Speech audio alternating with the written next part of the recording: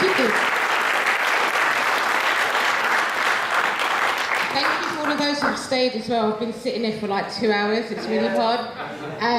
So can I thank Claire and the LRC for inviting me, and can I thank everyone who voted in the CAC. This is our victory. Even though everyone said, oh, you won, this is our victory as a left-wing movement. And we should be really proud of what we've achieved, not just with me, not just with Amina this evening, not just with the CAC, but all of the things that we keep achieving over the course of the last 12, 18 months. So I also want to thank my CLP in Tottenham, and we have to understand, I know there's a few of you in here, I can't believe you're actually in Brighton coming to see me speak. Like, don't you have enough of it already in Tottenham? But it's really important, because if you are from a CLP that is kind of on the right, it can block talent. It can block talent going forward. It can block talent going to stand for positions, to stand for councillor. There are some great people who are trapped in right-wing CLPs, and it's really important that we push forward for democracy across the party, because they could be our next Prime Minister in a CLP that doesn't even hold meetings. So we've got to think about the consequences. I'm really fortunate in Tottenham. I have a fantastic CLP who always push me, and Amina is also a councillor in Tottenham, push us forward, give us the guts to do things, and I'm really glad that some of you are here. One of the questions that I got when I was campaigning was, what was the CAC? And so there were times that I kind of said, oh, it's the Conference Arrangements Committee, hoping that'll get me out of it a little bit. And then some people were like, well, what's the Conference Arrangements Committee? And then I'd answer like, oh, it's like a committee that arranges the conference. And then I'd quickly get out of it. And one of the first things that I've got to do, and my comrade Billy, is we've got to shine a light on what these acronyms actually do. Because behind these obscure acronyms is your democracy. Yeah. And so we've got to figure out, and part of me I've still got to figure out as well, even though I've been elected onto it, but we've got to find out what these things are and expose them so we can be held accountable to what you voted us for. So it is quite worrying. I do remember when I first started the party that the acronyms absolutely terrified me. The fact that I've become an acronym is quite scary as well. But it is quite terrifying, and we do need to kind of demystify that. The election has been a really great journey and a great experience. I never thought I'd win.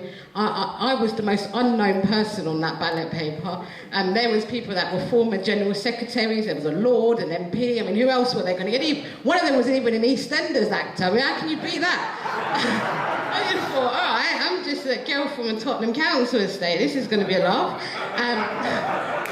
But the proof of our movement is that people like me, a girl from a Tottenham council estate, can top the ballot, can beat an MP, can beat a lord.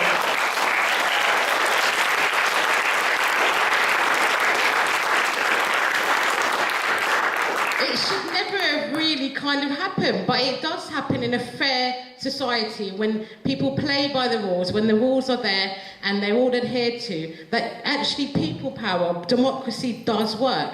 So now we know it does work, we've got to be really, really clear about how we're going to use it, and don't take it for granted, because if we start thinking, I won't vote for the next thing, we're going to win anyway, that's when we start losing power. So keep hold of that power and start to think about who these extra 2 or 3 people are going to be on the NEC in the next round, who's going to be the chair or the treasurer of your CLP. These don't sound like important things. One of the things that we did do over the snap election, because in Tottenham we won by 82% to be in Labour, you know, that they voted David Lammy 82%. We didn't really spend that much money on it. We used our money to travel around the country, to go to places like Derby North, all the way from Tottenham. That's not, you can't get a bus, by the way, if you do that. It was quite a long journey.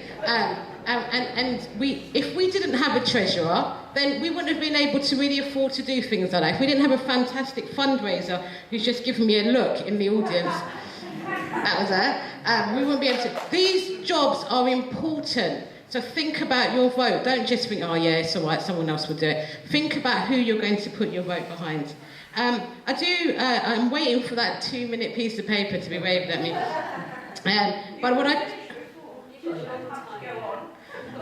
got a long really. Okay, well I am going to finish early. So the two things I do want to say is this morning I heard one of the debates at conference was from Richard Price, who I don't know if he's here or not, but he spoke about, from Leighton and Wanstead, spoke about the rule change around council selections. I was screaming, don't remit, don't remit, don't remit. But he did, and fine, we're waiting for this review and we'll see where it takes us. But last night I was at a really strange event where Keith Vaz introduced me on the stage as being the Asian woman with historically the most votes ever for an Asian woman to be elected in an election. And I thought that was quite funny watching this morning, because I've been blocked for being a councillor twice. So there is something wrong where 109,000 people can vote for me to be on the CAC, but actually I couldn't even stand to be a councillor. So there needs to be a real serious review. If we're going to talk about Labour, the topic today is Labour in power, Labour in government. There's also Labour in local government, and those council selections are really important.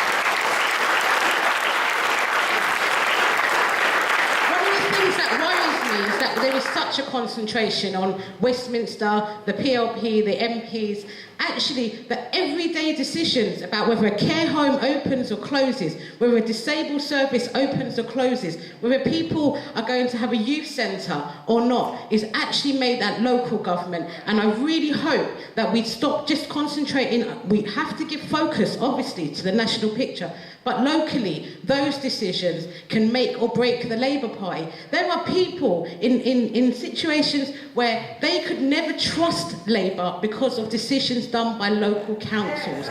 So we do need to keep our eye on that.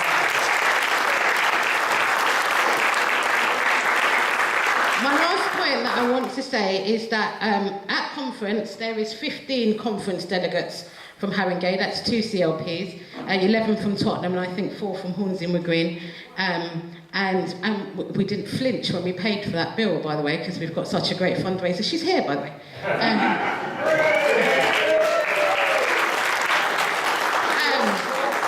She's probably going to sell you tea towels on your way out or something.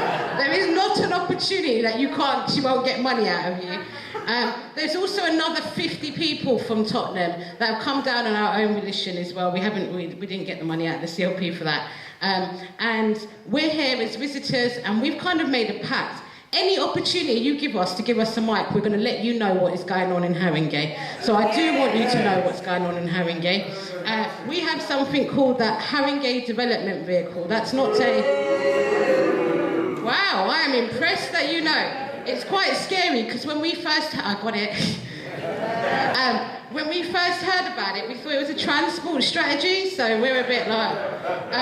so this is, for those of you that don't know, this is a transfer that a Labour council is doing of council property into a private company, which is half owned by a company called Lend-Lease. Lend-Lease are known blacklisters. Lend-Lease have just made £200 million profit on one council estate in South London.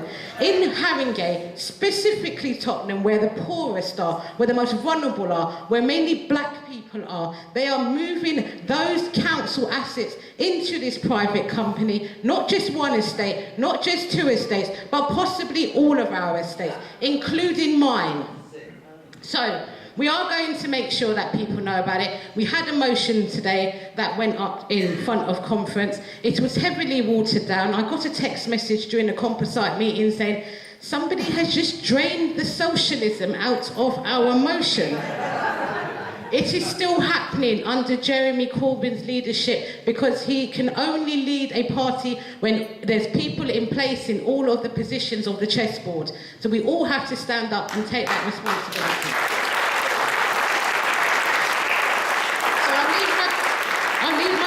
Here by saying that there is still a lot of work to do. We can celebrate Amina and Anna's win tonight. We can celebrate my win. We can celebrate Jeremy Corbyn's win. It is not over. It is just